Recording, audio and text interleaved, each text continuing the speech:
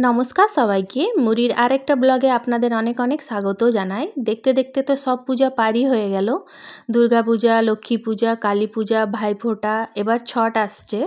আজ ছটের লৌকি ভাত।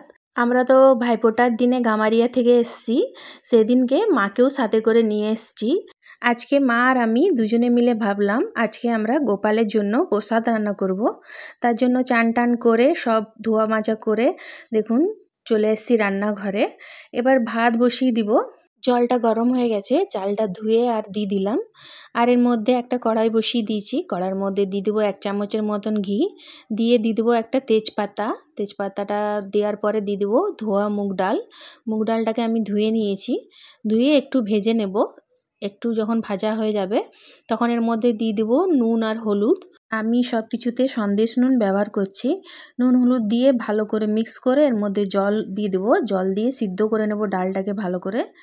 কড়ার মধ্যেই সিদ্ধ হয়ে যাবে, মুগ ডাল তো খুব জলদি সিদ্ধও হয়ে যায়। আমার এই ছোট ছোট ভিডিওগুলো যদি আপনাদেরকে দেখতে ভালো লাগে তাহলে অবশ্যই সাবস্ক্রাইব করবেন। আর যারা ফেসবুক থেকে দেখছেন তারা ফলো করবেন। দেখুন আপনাদের সাথে কথা বলতে বলতে ডালটাও সিদ্ধ হয়ে গেল। এরপরে ডালটাকে ছনকাবো, তার জন্য দিয়ে দিয়েছিলাম কড়াইয়ের মধ্যে ঘি আর গোটা জিরে আর টমেটো দিয়ে নুন হলুদ দিয়ে ডালটা দিয়ে দিলাম আর একটু ফুটিয়ে নিলাম। এদিকে সব সবজি কাটা হয়ে গেছে, শাক বাছা হয়ে গেছে, শাক কাটাও হয়ে গেছে। আমি ভাত ডাল বানাতে বানাতে মা সব রকমেরই সবজি কেটে রেডি করে দিয়েছে। এইদিকে বানাচ্ছি আমি ফুলকপি আলুর তরকারি। ফুলকপি আলুটা ভেজে মশলা কষে ওইদিকে আমি সিদ্ধ হতে দিয়ে দিয়েছি। মশলার মধ্যে খালি আমি আদা বাটা দিয়েছি। আর ওইদিকে ভাজাভাজিও সব রেডি, রান্নাবান্না সব রেডি। এরপরে গোপালের জন্য আমি থালাটা সাজিয়ে নেব। ভাত দিয়ে দিয়েছি, দিয়ে দেবো এর মধ্যে ডাল, তারপরে 5 রকমের ভাজা করেছি, শাক করেছি, টমেটোর চাটনি করেছি, ফুলকপি আলুর তরকারি আর সাথে আলু সিদ্ধ।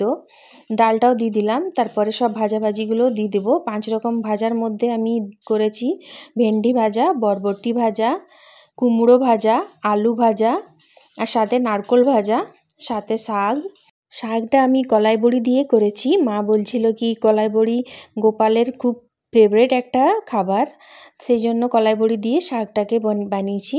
সব কিছু সাজিয়ে নেব, তারপরে আমি গোপালকে খাওয়াবো। আজ কিন্তু আমাকে খুবই খুশি লাগছে, আমি গোপালের জন্য এত কিছু রান্না করতে পেরেছি। এখন মা আছে বলে সাথে অনেকটাই হেল্প হয়ে গেছে। অনেক দিন থেকেই ভাবছিলাম কিন্তু হয়ে উঠছিল না। যতক্ষণ না গোপালের ইচ্ছা হবে ততক্ষণ কিছুই হবে না। সব কিছু আমার সাজানো হয়ে গেছে। এরপরে দিয়ে দেবো এর মধ্যে তুলসী পাতা। বিনা তুলসী পাতায় তো গোপালের প্রসাদ দেওয়া হয় না। তারপরে গোপালকে আমি সিংহাসনের মধ্যে বসিয়ে নিলাম। এরপরে আমি গোপালকে প্রসাদ খাইয়ে দেব। ভিডিওটা তাহলে এখানেই শেষ করছি। সবাই ভালো থাকবেন, সুস্থ থাকবেন, সাবধানে থাকবেন। দেখা হবে পরের একটা ভিডিওতে। আমার ভিডিওটা দেখার জন্য আপনাদের সবাইকে অনেক অনেক ধন্যবাদ।